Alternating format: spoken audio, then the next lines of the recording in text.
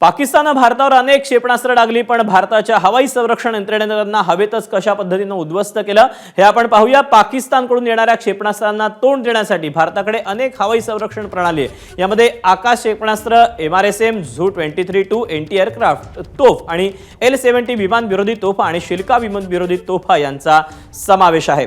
या हवाई संरक्षण प्रणालीच्या मदतीने भारताने हल्ला करण्यापूर्वी सर्व पाकिस्तानी क्षेपणास्त्र हवेतच नष्ट केलेली आहेत।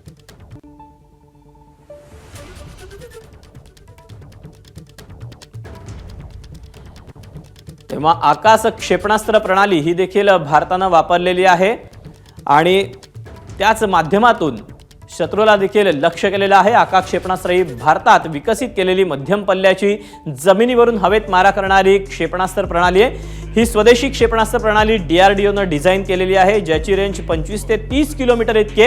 ही रडार आधारित कमांड मार्गदर्शनाखाली शत्रूच्या लक्ष्यांवर 90% अधिक अचूकतेने हल्ला करते।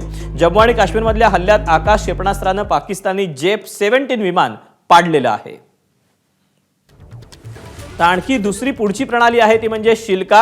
ही सोवियत बनावटीची स्वयंचलित विमान विरोधी तोफ आहे, जी 4 23 मिमी तोफांनी सुसज्ज। या विमान विरोधी तोफेची रेंज 2.5 किलोमीटर पर्यंत आणि ती हेलिकॉप्टर, ड्रोन आणि कमी उंचीवर उडणाऱ्या विमानांना लक्ष्य करू शकते।